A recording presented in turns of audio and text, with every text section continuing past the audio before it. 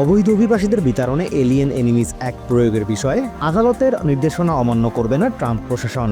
ABC নিউজে দেওয়া সাক্ষাৎকারে কথা নিশ্চিত করেছেন বর্ডারজার টম হোম্যান। তিনি বলেন, এই বিষয়ে বিচারক জেমস বোসবার্গ কি ভাবেন তাতে তার কিছু যায় আসে না।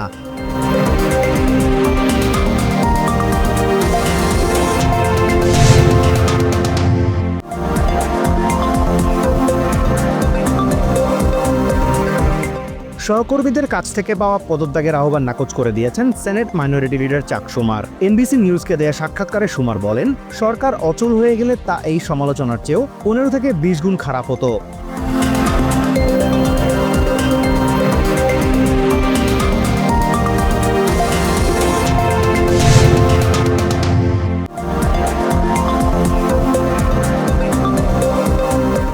সেনেটর বার্নি স্যান্ডার্স বলেছেন, দেশের মানুষ প্রেসিডেন্ট ট্রাম্পকে কোনোভাবেই অভিজাত শ্রেণী নিয়ন্ত্রিত সরকার ব্যবস্থা গড়ে তুলতে দেবে না।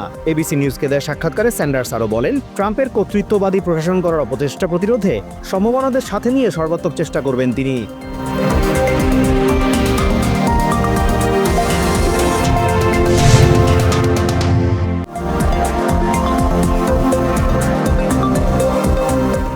কর বিষয়ক তথ্যে প্রবেশের সুযোগ দিতে ইমিগ্রেশন অ্যান্ড কাস্টমস এনফোর্সমেন্টের সাথে চুক্তির দ্বার প্রান্তে ইন্টারনাল রেভিনিউ সার্ভিস।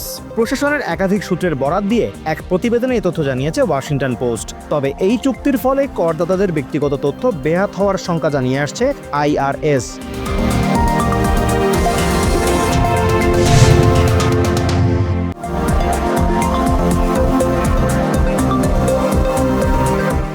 ওয়াশিংটন ডিসির বেভারলি ড্রাইভের একটি বাড়ি থেকে ভার্জিনিয়ার ইস্টার্ন ডিস্ট্রিক্টের সাবেক অ্যাটর্নি জেসিকা অ্যাবারের মরদেহ উদ্ধার করেছে পুলিশ। শনিবার প্রতিবেশীর ফোন পেয়ে সেখানে যায় পুলিশ। মৃত্যুর কারণ সম্পর্কে কিছু জানায়নি তারা। পরবর্তীতে চিফ এক্সামিনার অফিস বিস্তারিত জানাবে বলে আশ্বস্ত করা হয়েছে।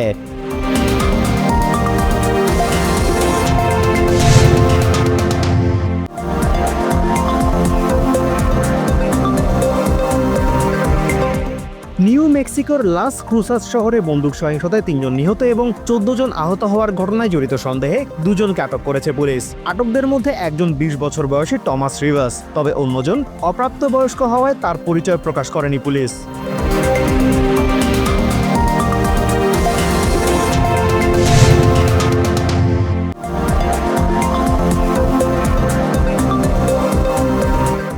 গাজায় ইসরায়েলি হামলায় নিহতের সংখ্যা 50,000 ছাড়িয়েছে।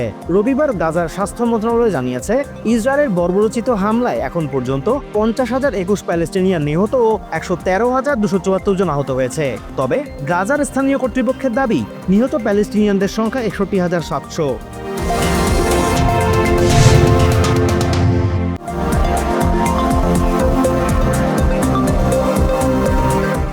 গাজায় ইসরায়েলি সেনাদের কর্তৃত্বের বিষয়ে আলোচনা করতে দেশটির স্ট্র্যাটেজিক অ্যাফেয়ার্স মিনিস্টার রন ডারমারের নেতৃত্বে একটি প্রতিনিধি দল ওয়াশিংটন সফরে আসছে। দ্য টাইমস অব ইসরায়েল জানিয়েছে, এই সফরে ন্যাশনাল সিকিউরিটি অ্যাডভাইজার মাইক ওয়ালট্জের নেতৃত্বে একটি প্রতিনিধি দলের সাথে বৈঠক করবে তারা।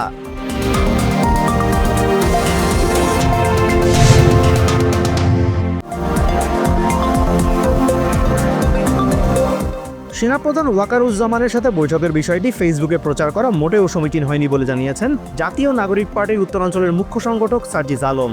রবিবার দলের দক্ষিণাঞ্চলের মুখ্য সংগঠক হাসনাত আবদুল্লার সাথে দ্বিমত পোষণ করে এক ফেসবুক পোস্টে মন্তব্য করেন তিনি।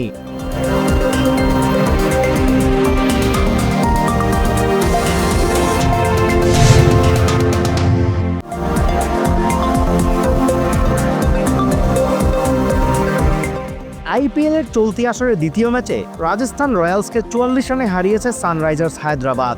রবিবার প্রথমে ব্যাট করে ঈশান কিষানের অপরাজিত সেঞ্চুরিতে 6 উইকেট হারিয়ে 286 রানের পুঁজি পায় হায়দ্রাবাদ। জবাবে নির্ধারিত 20 ওভারে 6 উইকেটে 242 রান সংগ্রহ করে রাজস্থান।